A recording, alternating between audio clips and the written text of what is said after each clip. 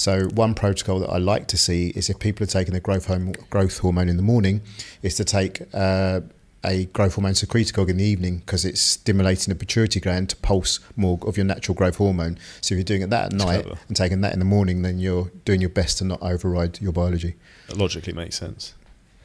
And if someone's listening to this and so they have absolutely no idea what we're talking about, all this kind of peptide stuff, what would you say is like, I'm a guy, I'm listening to this, I'm 35 years old, I want to lose a bit of body fat, be a bit more focused, and have maybe like kind of less inflammation, injuries? What are the couple of things I should probably look at or consider? Yeah, so first and foremost, get the foundation right. You know, and it's amazing, even with all this information and knowledge now, the amount of conversations I have. I had a debate with one of the clients the other day, and she said, well, I said, so we agree, and everyone agrees, so I just expected her to agree. I said, so we agree that you get the foundations right, so you're doing your training, you're doing your diets, you're sleeping well, you're doing as best as you can, and then we build the peptides into it. She went, no, I actually disagree with you. I said, okay. She goes, I need the peptides to give me the energy to do all those things. I need the peptides, but are you trying? She goes, I don't want to try because I can't. I'm like, okay. So we had to make an agreement. Can we just do at least them simultaneously? So if you can start the peptides, and let's start that. So getting the foundations right seems obvious, but not everybody does that. So for the weight loss, depending on how much weight you need to lose, but doing the GLP-3 along with a growth hormone secretagogue, that's really good. And you know, with growth hormone, it's not just about growing muscle and body composition. It's about sleep. It's about energy. Skin. So it's anti-aging. Epitalon I really like. That's the first one I did 11 years ago. So that was created in 1982 by Professor Cavinson. What's the biggest benefit of using that? Epitalon, it balances out your circadian rhythm. So the foundation so it really increases deep sleep. So when you take that 20 days on, 6 months off, 20 days on, when you cycle that every 6 months. Every 6 months. I've got a little sort of cheat code now, so I run the pineal capsules in between. Yeah. So, but just one box a month for 10 days. So I'm doing that in between, and then jump onto the 20 days. And that just that's been shown over 7 years to increase your telomeres. So it's reversing aging at a cellular level. So while you're taking that, you'd expect them to be decreasing more slowly. So that's an amazing anti-aging. I think that's one that might be looked to be regulated soon, I'm hearing, but we'll see. And then the cognitive performance, cerebralizing, which dihexa, really good for neuroplasticity. I really like that one at the moment. That's a capsule. And the C-Max and Solank, and even there's another one that we're looking at now, methylene blue and oxytocin, as like a feel good. It's for libido, but it's really good as a pre-workout.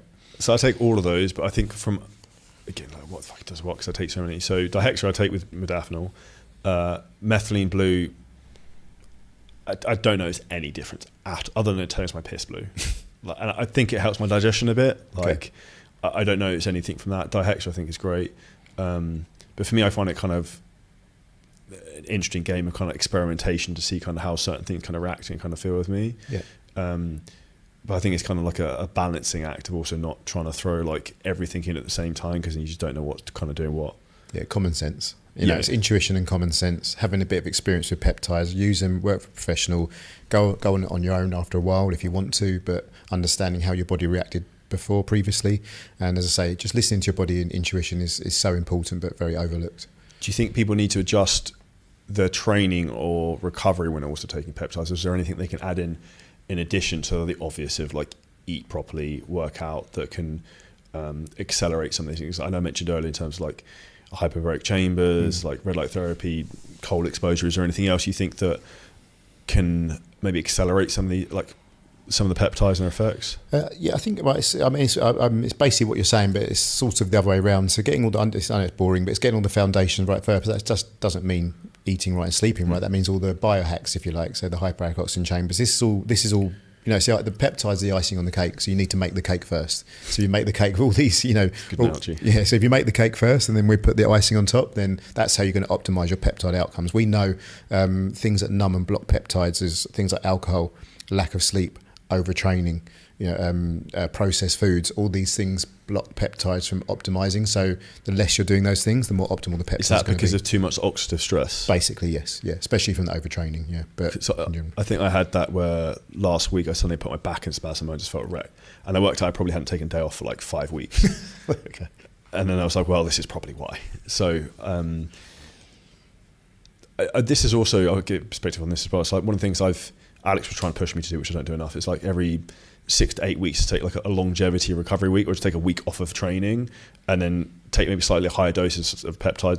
Epitalon is one of them, to try and just like drive recovery and longevity rather than just kind of battering myself into the ground. Because a lot of people listen to this are probably very type A kind of personalities as well. So you have this mentality of like more is better, as often the time it's the worst thing you could probably do. Absolutely. And that's the same with the peptides. More isn't better, less is better generally. And the one thing I've learned when I turned 50 is I changed my protocol to train. Mentally, it was really hard to accept. It's just come from a training background, sport, just train all the time, feel better, get my best results. And I stopped and I started training every other day. Okay. And it took me a while to get used to it, but body composition wise, I've put on muscle. I think you said it. You did it way more jack than last for you. I was like, what have you been doing? Peptides work. It's the rest. So it's the resting and just allowing the muscles to grow, have a rest, use that day as a active recovery day, saunas, ice baths, hyperbaric oxygen chambers, whatever. And that's been the biggest game changer for me. It's lowered my oxidative stress levels. When I go to the gym, I'm more motivated. In fact, the day that I rest, the night before, I'm so excited to go to the gym. So I've just, my whole oxidative stress levels are gone. I'm more motivated. And sometimes, it sounds ridiculous, but sometimes I go to the gym now and it's almost like before game day. I'm like psyching myself up. I'm getting nervous. So for me, that's been the biggest game changer. But then I'm a bit older than you.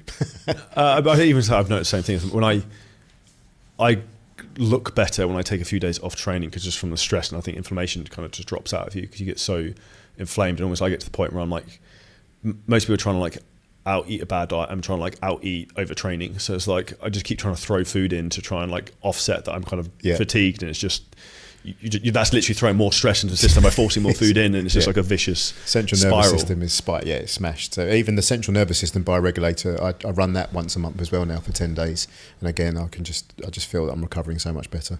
Now, if you enjoyed this clip and you're a coach, creator, or a business owner and you want help in terms of how to scale your business using ads, AI, content, marketing, a lot of things we talk about on the show, then hit the link at the top line of our description in the YouTube video. You can book on a call with us and walk through the whole process, audit your business, and show you where there's huge opportunities for you to scale.